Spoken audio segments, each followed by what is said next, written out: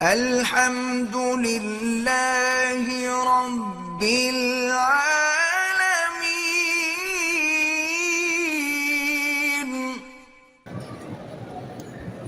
اگر کوئی آدمی سو جائے یا ٹیک لگا کے بیٹھا ہے اور اونگ آ گئی پھر وضو نہیں، اگر ایسے بیٹھے ہوئے اونگ رہا ہے پھر وضو نہیں۔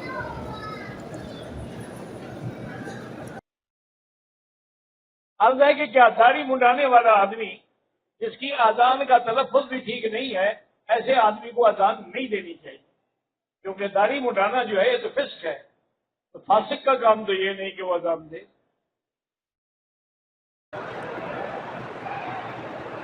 غیر معتبر روایات اور اس کا فنی جائزہ نامی ایک کتاب ہے جو حضرت مفتی طارق خان نے، جو حضرت سلیم اللہ خان کے شاگرد تھے، انہوں نے لکھی ہے۔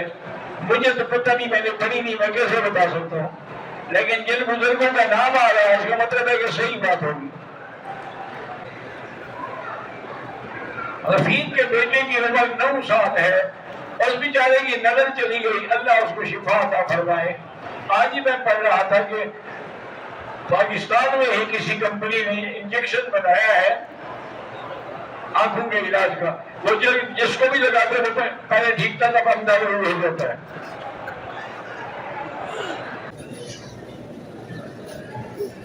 میں نے عمرے کی نیت سے احرام باندھا اور تلبیہ بھی پڑھا لبیک اللہم لبیک، لیکن بیت اللہ کے طواف کی نیت بھول گیا۔ اللہ کے بندے جب عمرے کی نیت کر لی، ساری چیز تھا عمرے کے اندر یہ سب شامل ہے نا، طواف بھی، صفا بھی، ہر سے۔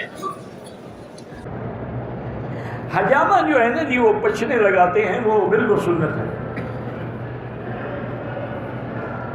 اور بعض بیماریوں میں اللہ نے شفا رکھی ہے۔ گھر میں جو قالین ہیں، اگر چھوٹے بچے نے پیشاب کیا اور وہ پیشاب خشک بھی ہو گیا، اس کے اوپر مصلی ڈال کے ہم نماز پڑھ سکتے ہیں، لیکن بہتر یہی ہوتا ہے کوشش کر کے، آج کل تو بڑے اچھے اچھے برش ملتے ہیں جن سے دھویا جا سکتا ہے۔ کہتے ہیں جی کہ ہندوستان سے ہجرت کرنا فرض ہے؟ نہیں، بالکل نہیں۔ کہتے ہیں کہ وہاں اسلامی قانون نافذ نہیں ہے، اسلامی قانون تو پاکستان میں بھی نافذ نہیں ہے، پھر کہاں سے ہجرت کرو گے؟ اگر آپ نماز پڑھتے ہیں، مسجدیں ہیں، نماز ہے، مدرسے ہیں، تو ٹھیک ہے، الحمدللہ۔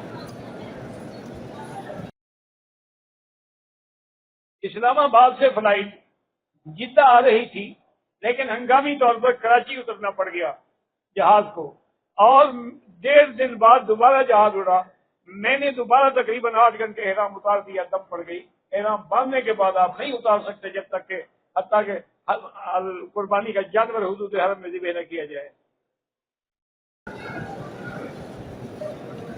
میرا نام محمد علی ہے، میں نے 4 مہینے تبلیغ میں لگائے ہیں، 1 سال کا لگانے کا موقع اللہ دے گا انشاءاللہ۔ کل ہماری واپسی ہے، اللہ تبارک و تعالیٰ صحت و عافیت کے ساتھ پہنچائے۔ میری بیٹی کا نام آمنہ ہے، بیمار رہتی ہے، اللہ شفا عطا فرمائے۔ نام میں کچھ نہیں رکھا ہے، کوئی نام رکھو تو بیمار نہیں ہوگا۔